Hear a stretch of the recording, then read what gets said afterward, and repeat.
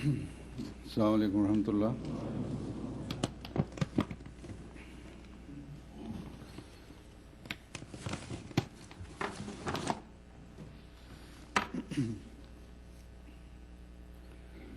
اشہد ان لا الہ الا اللہ وحدہ لا شریک لہ واشهد ان محمدا عبده ورسوله اما بعد فاعوذ بالله من الشیطان الرجیم بسم اللہ الرحمن الرحیم الحمد للہ رب العالمین الرحمن الرحیم مالک یوم الدین ایاک نعبد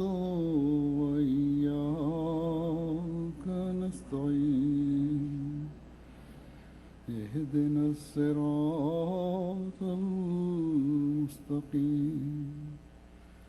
صراط الذين أنعمت عليهم غير المغضوب عليهم ولا الضالين إنما يعمر مساجد الله من آمن بالله واليوم الآخر وأقام الصلاة وآتى الزكاة ولم يخش إلا الله فعسى أولئك أن يكونوا من المهتدين والمؤمنون والمؤمنات بعضهم أولياء بعض يأمرون بالمعروف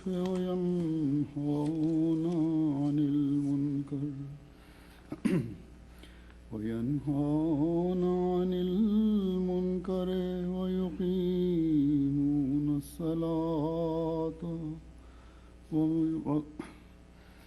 ويقيمون الصلاة ويؤتون الزكاة ويطيعون الله ورسوله أولئك سيرحمهم الله إن الله عزيز حكيم.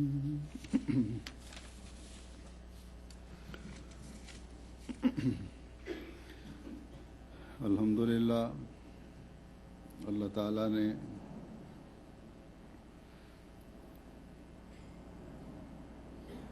جماعت احمدیہ پر اپنے فضل کی بارش کا ایک اور قطرہ آج اس مسجد کی صورت میں ہم پر گرایا ہے. ملک کے مشرقی حصے میں یہ ہماری پہلی مسجد ہے. برلن شہر جو یہاں کا دارالحکومت بھی ہے، اس کی ایک اپنی اہمیت ہے. جرمنی اور خاص طور پر اس شہر میں جماعت احمدیہ کے ذریعے حقیقی اسلام کا پیغام پہنچنے کی تاریخ جیسا کہ آپ جانتے ہیں 86 سال پرانی ہے. حضرت خلیفۃ المسیح ثانی رضی اللہ تعالیٰ عنہ کے دور خلافت میں یہاں احمدی مبلغین آئے تھے اور ان کی رپورٹوں کے مطابق جرمن قوم میں بڑی سعادت مندی پائی جاتی تھی، اور حقیقی اسلام کو سمجھنے کی طرف ان کی توجہ تھی اس وقت۔ بہرحال اس شہر میں اور اس ملک میں ابتدائی مبلغین جو یہاں آئے تھے، ان کی جو کوششیں تھیں ان کا بھی میں ذکر کر دیتا ہوں، کیونکہ اس مسجد کی یاد کے ساتھ، تعمیر کے ساتھ ان کی یادیں وابستہ ہیں۔ کس حد تک وہ پر امید تھے یہاں احمدیت کی ترقی کے بارے میں، اس شہر میں بھی اور اس ملک سے بھی، یہ ان کی بعض رپورٹوں سے پتہ لگتا ہے، اور میں یہاں ذکر اس لیے کرنا چاہتا ہوں تاکہ نوجوانوں کو بھی پتہ لگے اپنی کچھ تاریخ کا، اور بچوں کو بھی اور نئے آنے والوں کو بھی جو اس ملک میں رہ رہے ہیں یا دنیا کے کسی بھی ملک میں رہتے ہیں، تاکہ ان مبلغین کے لیے دعا کی طرف بھی توجہ پیدا ہو جو ہمارے ابتدائی مبلغین تھے، مختلف ممالک میں گئے۔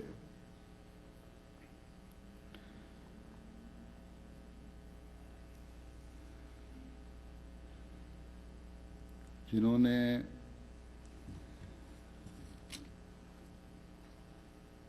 بڑی قربانیاں کر کے شروع میں جو اپنے ملکوں سے نکلے تھے اور پھر مختلف جگہوں پر رہے، اس زمانے میں آج کل جماعت کے مالی وسائل تو بہت اچھے ہیں، اور اس زمانے میں تو وسائل بھی نہیں تھے، لیکن ان لوگوں کی احمدیت کے لیے بے لوث خدمت کا جذبہ اور انتھک محنت انہیں وسائل نہ ہونے کے باوجود ہر جگہ متعارف کروا دیتی تھی، اور سب سے بڑھ کر یہ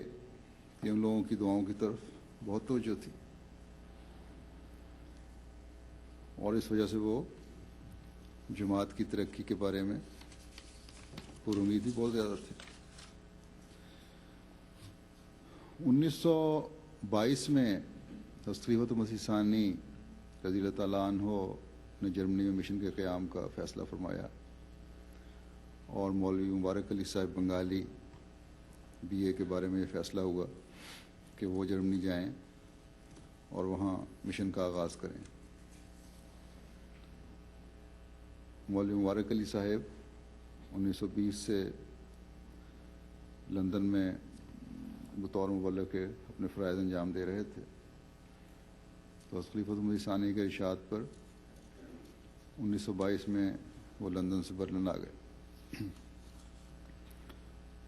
پھر آپ کی معاونت کے لیے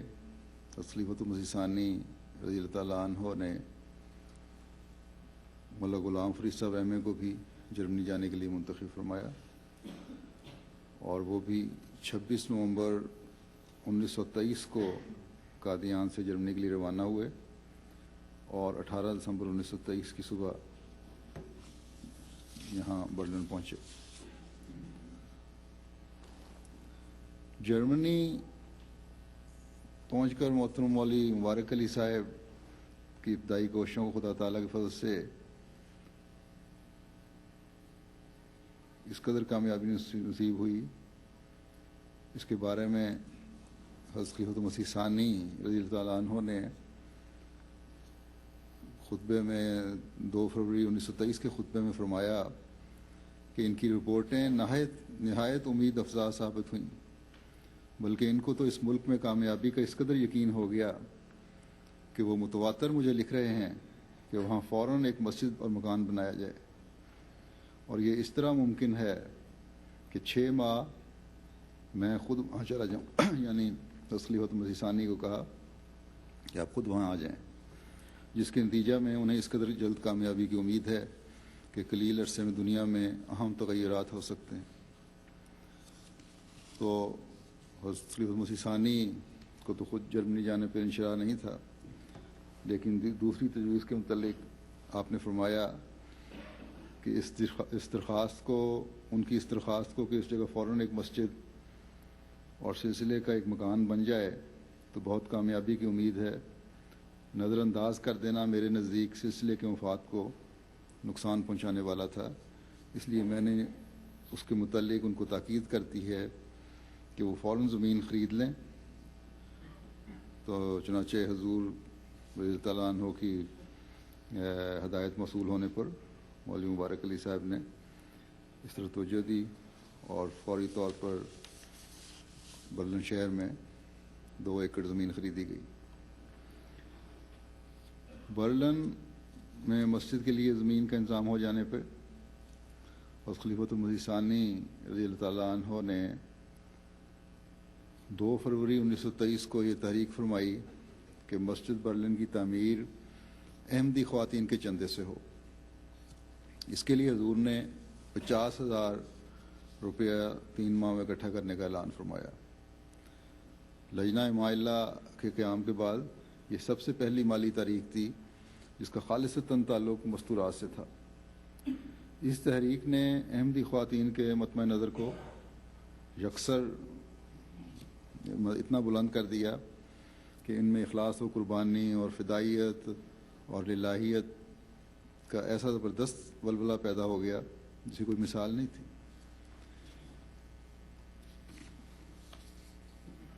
اس وقت تو ہندو پاکستان ایک تھا، وہاں کی لجنہ نے، خاص طور پر قادیان کی لجنہ نے ایسی مثال قائم کی کہ اس سے پہلے وہاں کی تاریخ میں ایسی مثال نہیں ملتی۔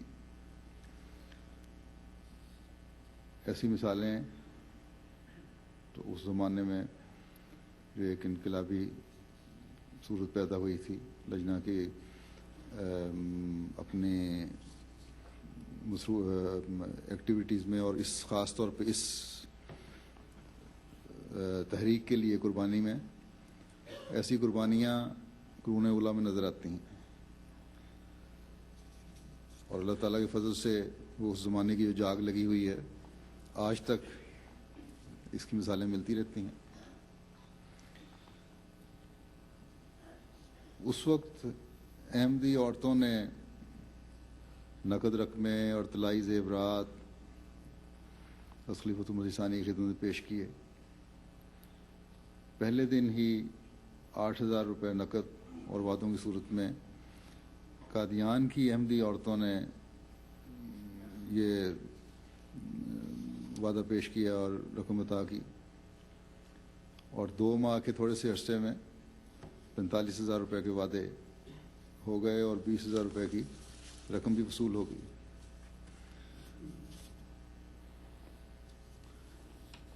پھر کیونکہ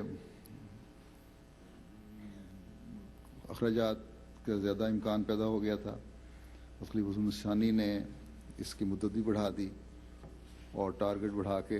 70,000 روپے کر دیا، اور اللہ تعالیٰ کے فضل سے احمدی عورتوں نے اس وقت 72,700 سے کے قریب رقم جو تھی وہ جمع کی۔ چنانچہ بہرحال خلاصہ یہ ہے کہ 5 اگست 1923 کو مسجد برلن کا سنگ بنیاد رکھا گیا، جس میں جرمنی کے وزیر داخلہ اور وزیر برائے رفاہ عامہ، ترکی اور افغانستان کے سفراء، متعدد اخبار نویس اور بعض دیگر معززین شامل تھے، اور مہمانوں کی تعداد 400 تھی اور احمدی صرف 4 تھے اس زمانے میں۔ یہ اس وقت حال تھا، لیکن اتنے وسیع تعلقات تھے۔ یہ تھی اس وقت کے مبلغین کی کوشش کہ اتنے وسیع تعلقات تھے اور یہ سب بڑی بڑی شخصیات اس وقت مسجد کی بنیاد کے لیے تشریف لائیں،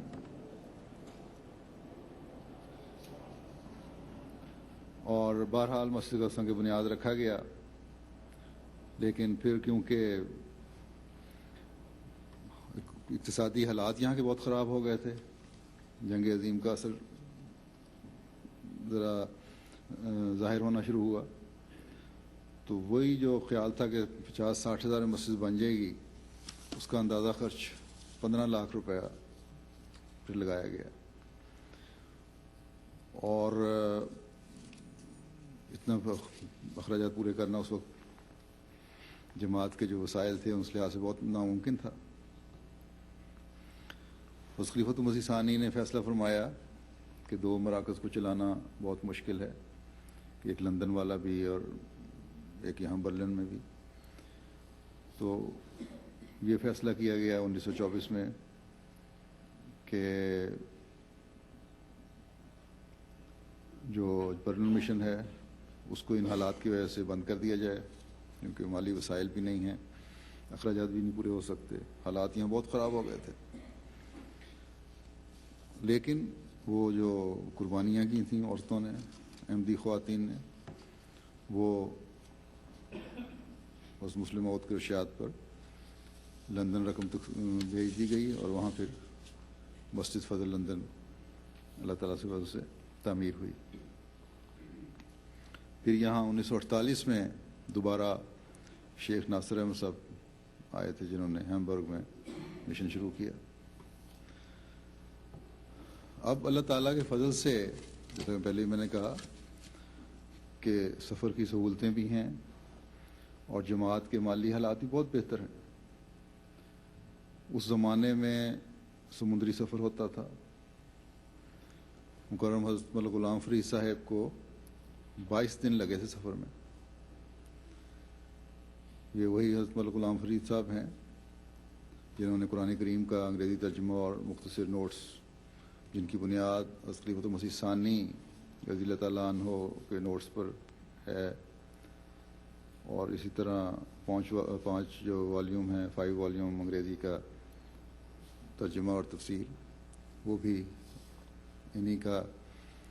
انہوں نے کیا ہوا ہے۔ گو اس کے لیے ایک کمیٹی تھی، لیکن اس کے زیادہ کام اور اکثر کام آپ نے کیا۔ اور اس ملک صاحب نے بڑے پڑھے لکھے اور انگریزی علم پر بڑی مہارت رکھتے تھے۔ قرآن کریم کے الفاظ کی ڈکشنری بھی تیار کی تھی، لیکن وہ شائع نہیں ہو سکی۔ اب گزشتہ سال اس کو مکمل کر کے شائع کروایا گیا۔ اور ملک صاحب حضرت مسیح موعود علیہ الصلوۃ والسلام کے صحابی تھے۔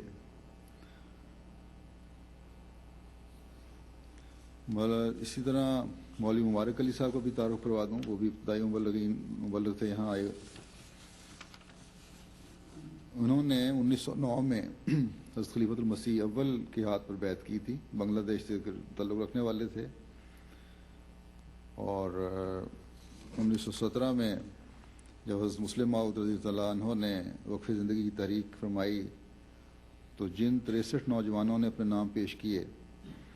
ان میں مولوی مبارک علی صاحب بھی تھے۔ آپ 1969 میں بنگلہ دیش میں آپ نے وفات پائی، بوگرا میں مدفون ہے۔ تو یہ تھے ابتدائی مبلغ جو یہاں آئے 2، اور ان کے تعلقات کس قدر وسیع تھے یہ میں آپ کو بتا چکا ہوں، باوجود وسائل کی کمی کے۔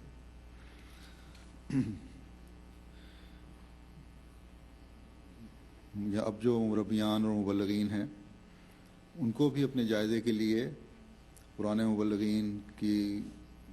جو واقعات ہیں اور رپورٹس ہیں وہ ضرور پڑھنے چاہیے۔ تو بہرحال ان بزرگوں نے یہاں انتھک محنت کی۔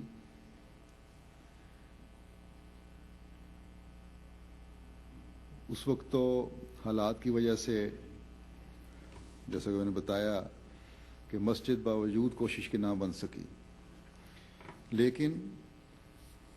قادیان اور ہندوستان کی لجنہ کی جو قربانی تھی وہ رائے گاہ نہیں گئی۔ اس رقم سے مسجد فضل تعمیر ہو گئی، اور آج اس مسجد کی جو تاریخی اہمیت ہے وہ بھی سب پر واضح ہے۔ اور میں سمجھتا ہوں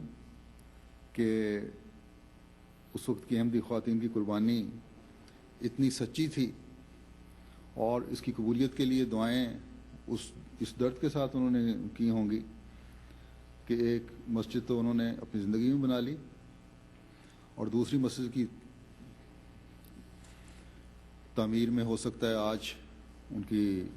نسلیں شامل ہوئی ہوں. لیکن بہرحال وہی جذبہ جو ان ابتدائی خواتین کی قربانی کا تھا اس سے آج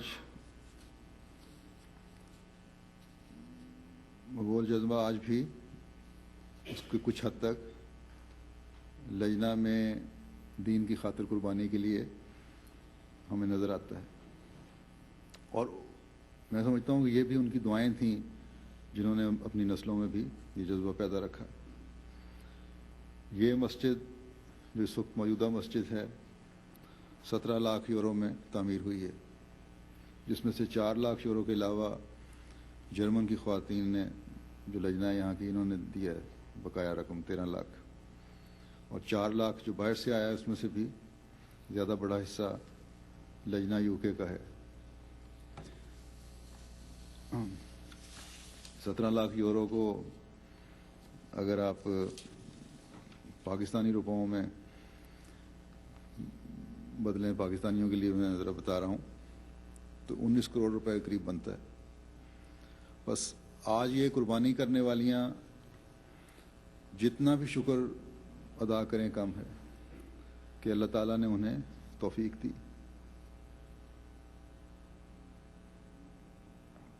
کہ یہ مسجد تعمیر کر سکیں.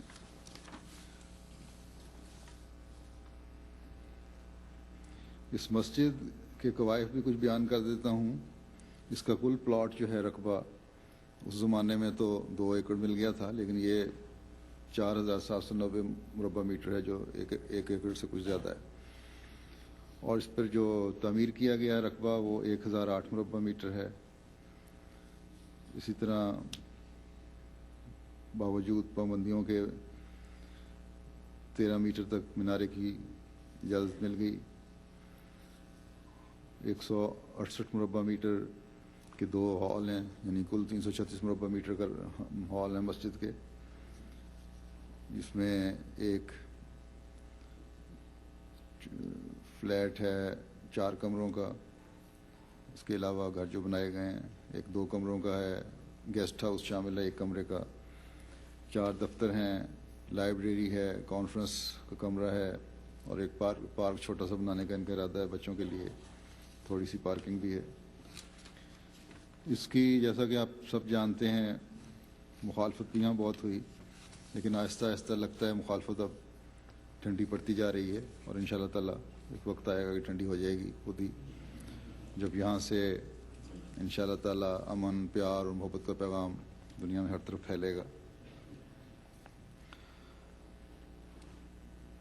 آج جب دنیا دوبارہ اقتصادی بحران کا شکار ہے، یہ بھی عجیب اتفاق ہے،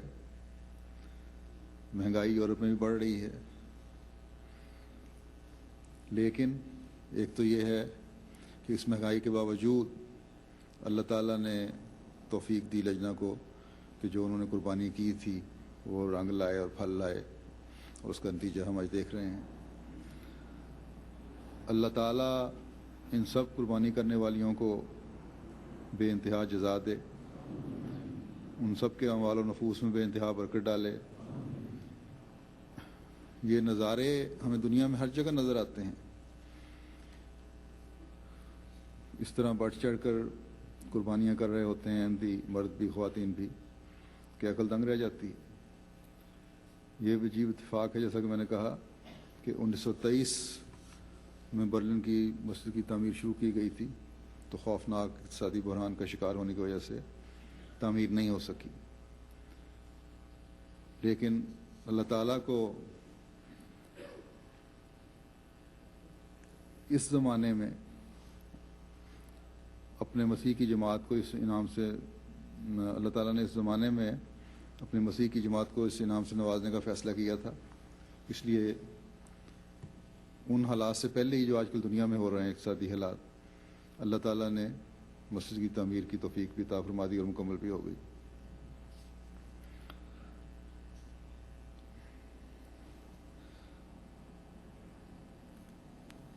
اس باوجود تمام اقتصادی حالات کے اللہ تعالیٰ کے فضل سے جس جذبے سے احمدی قربانی کرتے ہیں،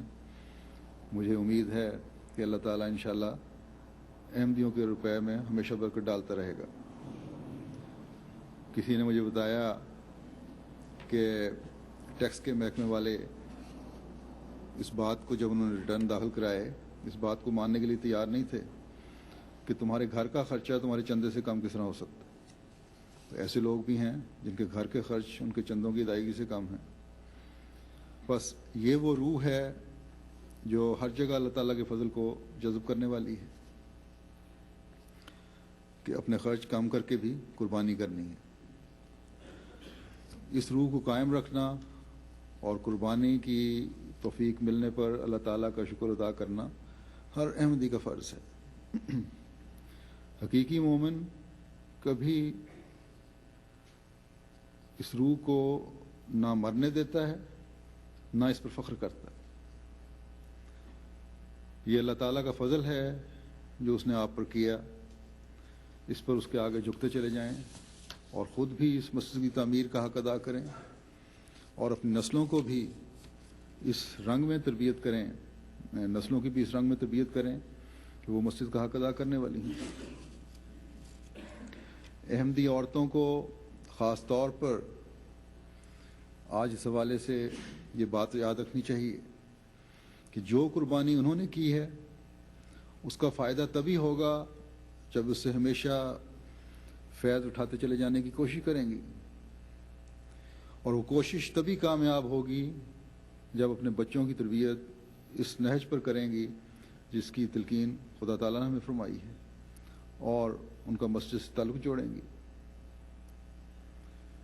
اسی طرح مرد بھی یاد رکھیں کہ جو احسان عورتوں نے اس مسجد کی تعمیر سے آپ پر کیا ہے اس کا حق اسی طرح ادا ہو سکتا ہے۔ بہت سارے مرد کہیں گے کہ پیسے تو ہم سے ہی لیے تھے، بے شک لیے ہوں گے، لیکن پھر دینا بھی بڑی قربانی ہے۔ تو بہرحال اس کا حق اس طرح ادا ہو سکتا ہے جب اس احسان کا بدلہ تب اتر سکتا ہے جب آپ مسجد کا حق ادا کرنے والے ہوں۔ برلن کی مسجد کی تعمیر نے یہ سبق بھی آپ کو دیا ہے کہ عورتوں کی یہ خواہش ہے کہ ان کے مرد عبادت گزار ہوں، اور اگر ان کے بس میں ہو تو ہر جگہ آپ کو مسجد بنا کر دیں۔ اب میں کینیڈا گیا تو وہاں بھی کینیڈا کی لجنہ نے قربانی دی کہ اس سے کوئی مسجد بنا دیں $1 ملین کی، لیکن بہرحال زاہد بھی خرچ ہوگا تو کہتی ہیں ہم دیں گی۔ تو یہ قربانیاں ہر جگہ نظر آتی ہیں۔ مسجدوں میں آنے کی فرضیت تو مردوں کے لیے ہے، عورتوں نے تو اگر ان کا دل چاہے تو جمعہ پر آنا ہے، نہیں تو نہیں آنا، یا پھر اگر کوئی اپنا فنکشن ہوا تو اس پر کبھی کبھار یہاں آنا ہے۔ بس مساجد کی تعمیر کے لیے عورتوں کی قربانی اس بات کی دلیل ہے کہ وہ خالصتاً اللہ تعالیٰ کی رضا حاصل کرنے کے لیے قربانی کرتی ہیں، اور میں امید رکھتا ہوں کہ میری یہ سوچ صرف خوش فہمی پر مبنی نہ ہو، بلکہ عورتیں اپنے بچوں کی بقا اور اپنے مردوں کا خدا تعالیٰ سے تعلق جوڑنے کے لیے جو قربانیاں کر رہی ہیں وہ اسی سوچ کے ساتھ ہوں، اور یہ سوچ پھر یقیناً عورتوں کو خدا تعالیٰ کی رضا حاصل کرنے کا ذریعہ بنائے گی۔ جو آیات میں نے تلاوت کی ہیں ان میں اللہ تعالیٰ فرماتا ہے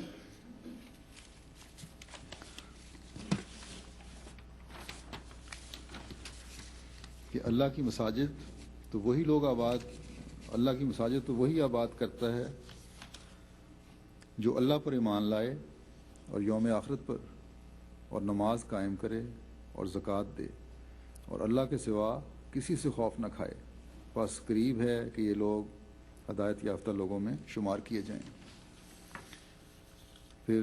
اسی سورہ توبہ کی 71ویں آیت ہے کہ مومن مرد اور مومن عورتیں ایک دوسرے کے دوست ہیں، وہ اچھی باتوں کا حکم دیتے ہیں اور بری باتوں سے روکتے ہیں، اور نماز کو قائم کرتے ہیں اور زکوٰۃ ادا کرتے ہیں اور اللہ اور رسول کی اطاعت کرتے ہیں۔ یہی ہیں جن پر اللہ تعالیٰ ضرور رحم کرے گا، یقیناً اللہ کامل غلبے والا اور بہت حکمت والا ہے۔ بس اب اس مسجد کی تعمیر کے بعد مرد بھی اور عورتیں بھی اس انتہائی اہم کام کی طرف متوجہ ہو جائیں،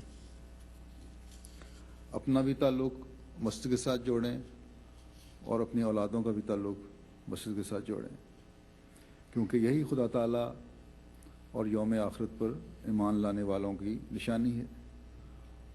اور ایمان کیا ہے؟ یہ حقیقی مومن کون ہے؟ اس کی گہرائی میں جب ہم جائیں تو خوف سے رونگٹے کھڑے ہو جاتے ہیں کہ کیا ہمارا ایمان اس قابل ہے کہ اللہ تعالیٰ کے نزدیک حقیقی ایمان کہلا سکے، یا کیا ہم حقیقی مومن کے زمرے میں آتے ہیں؟ ہم پر خدا تعالیٰ کا یہ احسان ہے کہ اس زمانے میں ہمیں حضرت مسیح موعود علیہ السلام کی بیعت میں شامل کیا، جنہوں نے قدم قدم پر ہماری رہنمائی فرمائی، سیدھے راستے پر ہمیں رکھنے اور ہمیں حقیقی مومن بننے کے لیے بے شمار جگہوں پر مختلف ذریعوں سے رہنمائی فرمائی۔ ایک جگہ فرماتے ہیں مومن وہ لوگ ہوتے ہیں جن کے اعمال ان کے ایمان پر گواہی دیتے ہیں، جن کے دل پر ایمان لکھا جاتا ہے، اور جو اپنے خدا اور اس کی رضا کو ہر ایک چیز پر مقدم کر لیتے ہیں، اور تقویٰ کی باریک اور تنگ راہوں کو خدا کے لیے اختیار کرتے ہیں اور اس کی محبت میں محو ہو جاتے ہیں، اور ہر ایک چیز جو بت کی طرح خدا سے روکتی ہے، خواہ وہ اخلاقی حالت ہو یا اعمال فاسقانہ ہو یا غفلت اور کسل ہو، سب سے اپنے تئیں دور تر لے جاتے ہیں۔ بس یہ وہ ایمان ہے جو ہمیں کامل الایمان بنائے گا۔ فاسقانہ اعمال کے بارے میں تو کسی احمدی کے متعلق سوچا بھی نہیں جا سکتا، لیکن اگر ہمارے اخلاق میں ادنا سی بھی کمزوری ہے تو حضرت مسیح موعود علیہ السلام کے نزدیک ہمیں اپنی حالت کی طرف توجہ کرنی چاہیے کہ یہ ہمارے ایمان میں کمزوری پیدا کر سکتی ہے، لیکن ہمارا ہر عمل اور فعل اگر خدا تعالیٰ کی رضا کے لیے ہے تو پھر ہم امید رکھ سکتے ہیں کہ ہماری یہ کمزوریاں بھی اللہ تعالیٰ اپنے فضل سے دور فرماتا چلا جائے گا، اور یہی بات پھر ایمانوں میں مضبوطی بھی پیدا کرتی ہے۔ ہم اگر روزمرہ کے تعلقات نبھا رہے ہیں آپس کے، خدا تعالیٰ کی رضا کے لیے ایک دوسرے کے حق ادا کر رہے ہیں، اپنی باتوں کے حق ادا کر رہے ہیں، تو یہ باتیں ہمارے ایمان میں اضافے کا باعث بنانے والی ہوں گی۔ بس ان معیاروں کو حاصل کرنے کی ہر احمدی کو کوشش کرنی چاہیے۔ بعض دفعہ بعض عمل جان بوجھ کر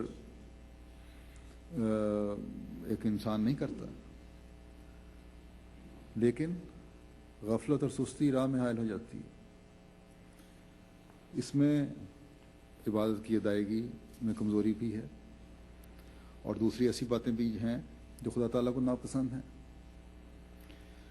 جن کے بارے میں خدا تعالیٰ نے ہمیں تنبیہ فرمائی ہے کہ یہ تمہارے فرائض ہیں، انہیں پورا کرو۔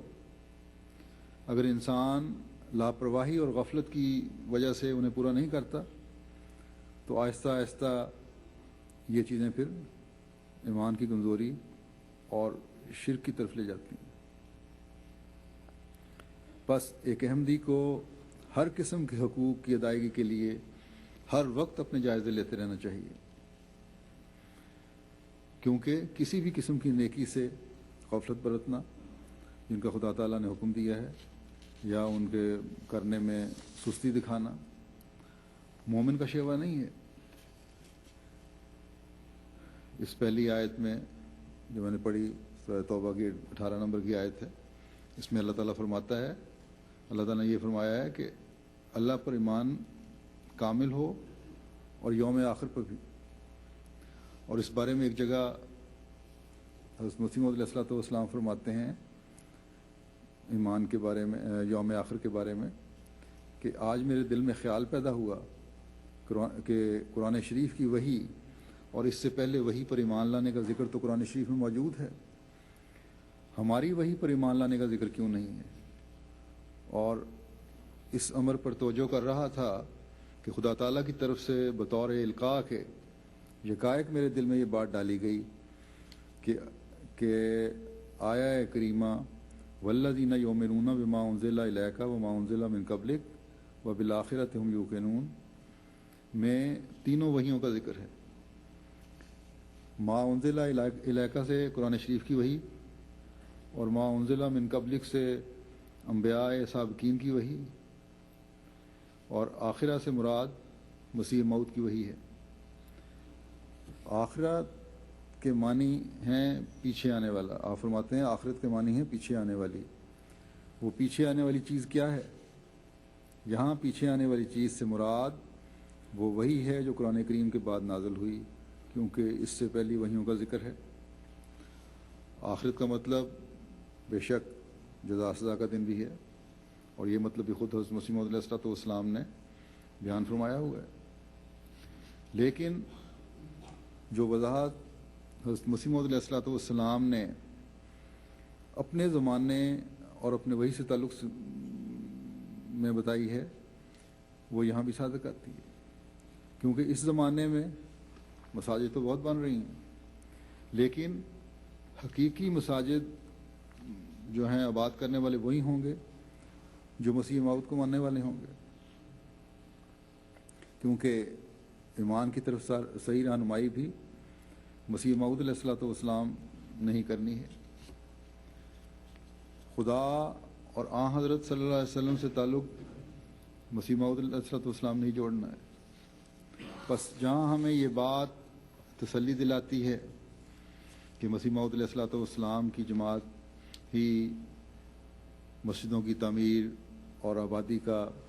حقیقی حق ادا کرنے والی ہے، وہاں ایک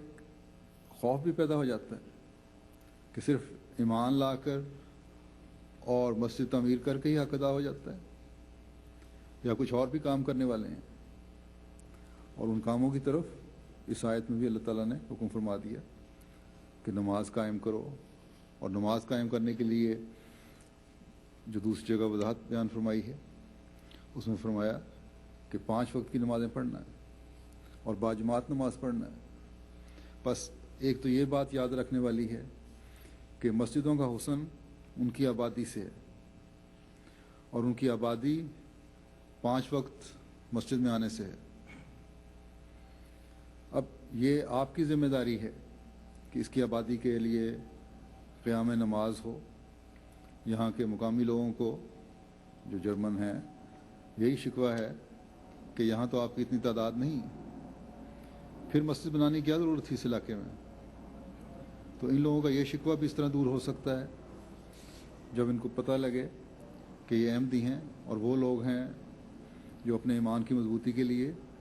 ایک خدا کے آگے جھکنے کے لیے باقاعدہ مسجد میں آتے ہیں۔ انہوں نے عمارت صرف دکھانے کے لیے نہیں بنائی،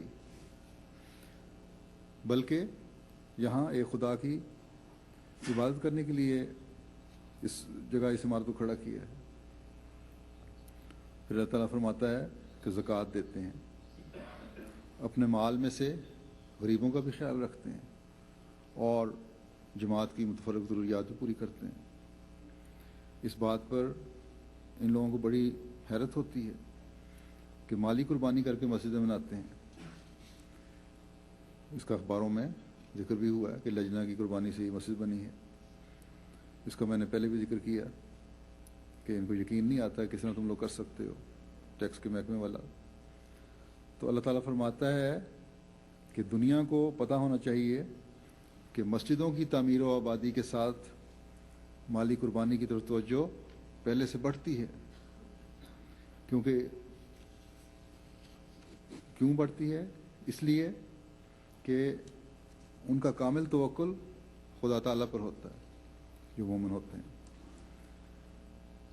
وہ کسی چیز سے خوف نہیں کھاتے۔ آج کل کے سودی مالی نظام چلانے والوں کی طرح انہیں یہ خوف لاحق نہیں کہ ہماری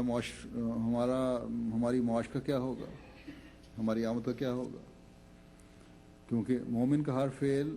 خدا تعالیٰ کی رضا کے حصول کے لیے اور اس کی خوف اور خشیت دل میں رکھتے ہوئے ہوتا ہے اور ہونا چاہیے۔ اس لیے یہ تسلی ہوتی ہے کہ اللہ تعالیٰ اپنے وعدے کے مطابق اپنی خاطر کی گئی قربانی کو کئی سو گنا کر کے نوازتا ہے اور نوازے گا۔ اس لیے خوف کرنے کی ضرورت نہیں۔ دنیا کے اقتصادی حالات جیسے بھی ہوں، احمدی ایک قربانی کے بعد دوسری قربانی کرنے کے لیے بغیر خوف کے تیار بیٹھا ہوتا ہے۔ اور کئی مثالیں میرے سامنے ایسی ہیں، کئی ملکوں کی مثالیں ایسی ہیں جو غریب ملک ہیں لیکن قربانیاں دیتے چلے جا رہے ہیں۔ اور ہر احمدی اپنا یہ عہد پورا کرتا ہے کہ جان، مال، وقت اور عزت کو قربان کرنے کے لیے ہر وقت تیار رہوں گا۔ اور یہ اس لیے ہے کہ اس کو خدا تعالیٰ نے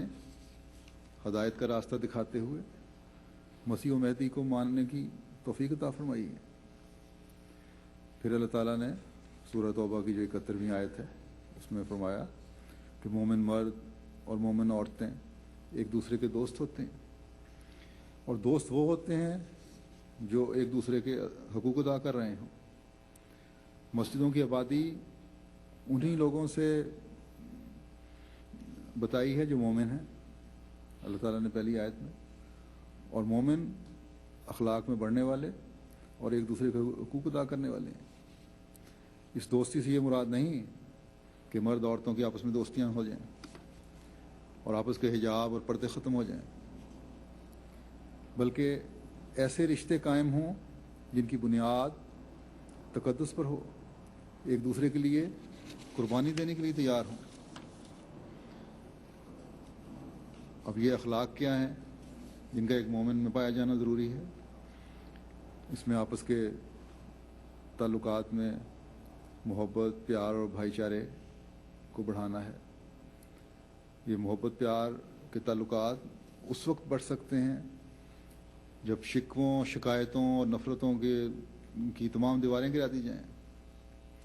جب ہر ایک یہ ارادہ کر لے کہ ہم نے ادنا سے ادنا نیکی کرنے کی بھی کوشش کرنی ہے اور ہر قسم کی برائی سے بچنا ہے، ہم نے رشتوں کے حق ادا کرنے کی بھرپور کوشش کرنی ہے، اور اب حضرت مسیح موعود علیہ الصلوۃ والسلام کی بیعت میں آ کر ہم نے اس عظیم رشتے کی قدر کرنی ہے جو اللہ تعالیٰ نے قائم فرمایا ہے، جو ایک احمدی کا احمدی کے ساتھ ہے، اور رحماء بینہم کی عظیم مثال قائم کرنی ہے۔ ہم نے اپنے غریبوں کی مدد کرنی ہے اور اپنی امانتوں کے حق ادا کرنے ہیں۔ ذاتی لالچ اور مفاد ہمیں ایمان میں کمزوری دکھاتے ہوئے دوسروں کے حق مارنے پر مائل نہ کرے۔ ہمارا ایک دوسرے کی خاطر قربانی کا جذبہ ایسا ہونا چاہیے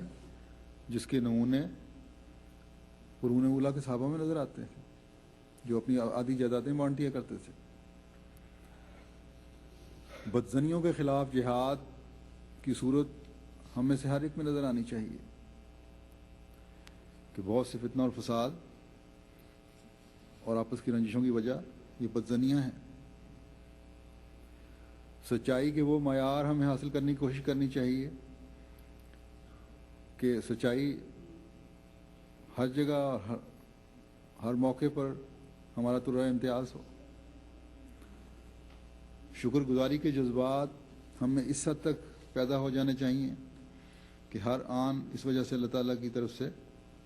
ہمیں نعمتوں میں اضافے کی نوید ملتی رہے۔ اللہ تعالیٰ کے حکم کے مطابق اور عفو اور درگزر ہمارا شیوا بن جانا چاہیے. ہمارے عدل اور انصاف کے معیار ہر معاملے میں اتنے اونچے ہونے چاہیے کہ وہ احسان کے راستوں سے گزرتے ہوئے، اطاعت ذی القربیٰ کی بلندیوں کو چھوتے ہوئے، بے نفس ہو کر اپنوں اور غیروں کی خدمت پر مجبور کرنے والے ہوں. اپنے وعدوں کی پابندی ہمارا وہ خاصہ ہو جو ہماری پہچان بن جائے، تاکہ آپس میں دوستیاں اور بھائی چارے بڑھتے چلے جائیں. دنیا بھی آنکھیں بند کر اگر ہم پر اعتماد کرنے والی ہو.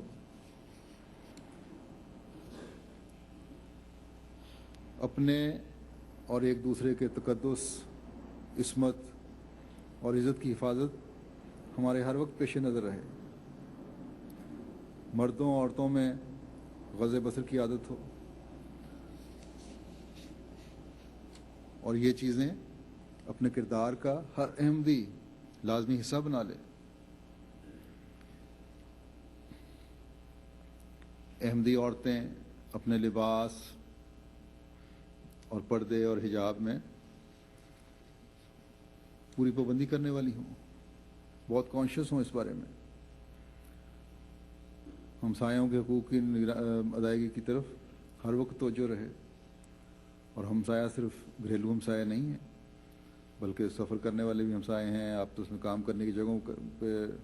رہنے والے بھی ہمسائے ہیں، اور پھر افراد جماعت جو ہیں وہ بھی ایک خاندان اور ہمسائے کی شکل اختیار کر گئے ہیں. گویا تمام قسم کی اخلاقی کمزوریاں جو ہیں یہ ہم میں دور ہوں گی تو ہم حق ادا کرنے والے ہوں گے اور عملی طور پر مومن کہلانے والے ہوں گے. پھر اسی جگہ دوبارہ اس آیت میں بھی ہے نماز قائم کرنے کا حکم، اس کی پہلے وضاحت میں کر چکا ہوں. زکوٰۃ دینے کا حکم ہے.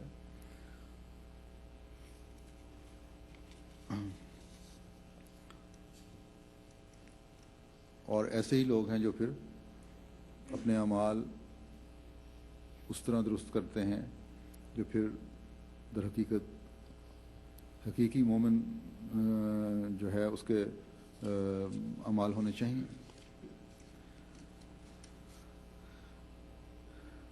کیونکہ یہ اللہ اور رسول کی اطاعت کرنے والے ہیں. وہ ہے اس آیت میں مومن کی یہ خصوصیت ہے جو بیان کی گئی ہیں خصوصیات، کہ وہ ایک دوسرے کے دوست کی حیثیت سے ایک دوسرے کا حق ادا کرتے ہیں. جماعت ایک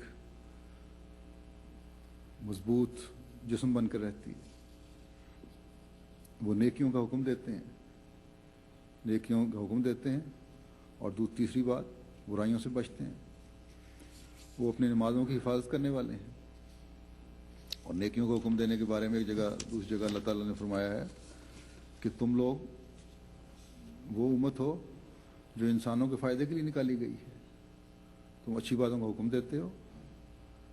اور بری باتوں سے روکتے ہو اور اللہ تعالیٰ پر ایمان لاتے ہو. پھر یہاں ایمان کی نشانی یہی ہے کہ تمہارا فرض یہ بتایا گیا ہے، خیر امت تم بنائے گئے ہو، اس لیے تمہارا فرض ہے کہ تمہارے سے صرف وہ اعمال سرزد ہوں جو نیکیوں کی طرف لے جانے والے ہیں، اور کبھی ان چیزوں کے قریب نہ جاؤ جن کی اللہ تعالیٰ نے نہیں فرمائی.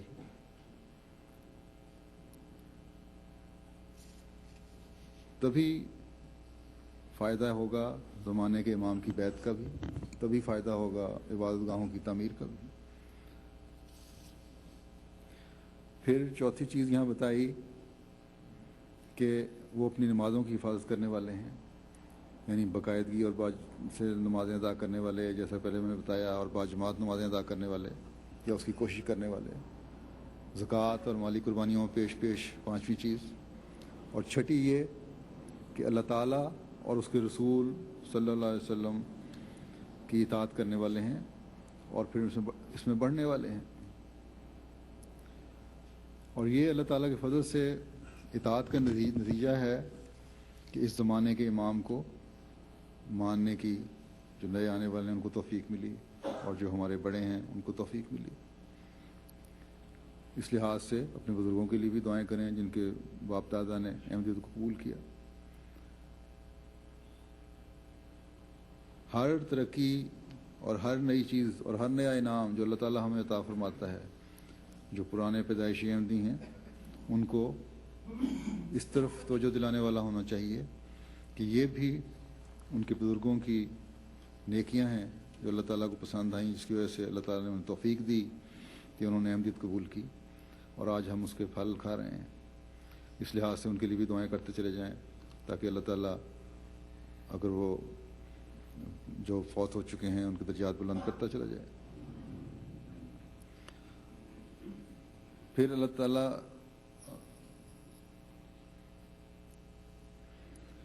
تعالیٰ نے فرمایا آخر میں کہ جو ان باتوں کے پابند ہیں وہ خدا تعالیٰ کا رحم حاصل کرنے والے ہوں گے۔ اللہ تعالیٰ ان پر رحم فرماتا چلا جائے گا، اور جب اللہ تعالیٰ رحم فرماتا ہے تو اور زیادہ نوازتا چلا جاتا ہے۔ اللہ کرے کہ ہم میں سے ہر ایک اللہ تعالیٰ کے رحم سے حصہ لیتا چلا جائے، اس مسجد کا حق ادا کرنے والا ہو، اور یہاں کی لوگوں کی توجہ جو اس طرف پیدا ہو رہی ہے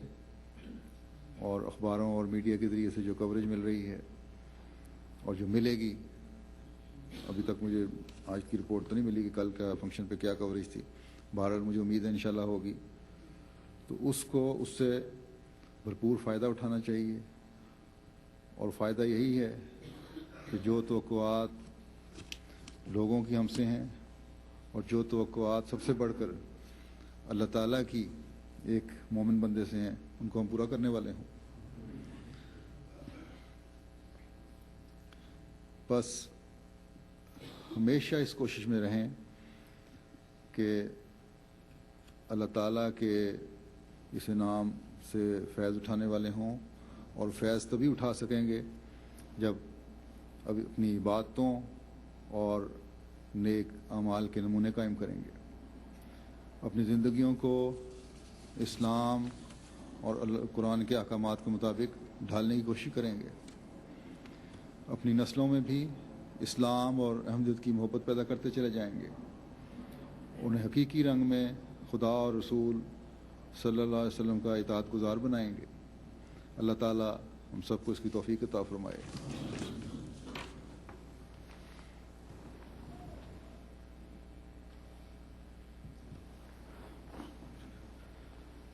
الحمد للہ نحمده ونستعینه ونستغفره ونؤمن به ونتوکل علیہ ونعوذ باللہ من شرور انفسنا ومن سیئات اعمالنا من يهده الله فلا مضل له ومن يضلل فلا هادي له ونشهد أن لا إله إلا الله ونشهد أن محمدا عبده ورسوله عباد الله رحمكم الله إن الله يأمر بالعدل والإحسان وإيتاء ذي القربى وينهى عن الفحشاء والمنكر والبغي يعظكم لعلكم تذكرون اذكروا الله يذكركم وادعوه يستجب لكم ولذكر الله أكبر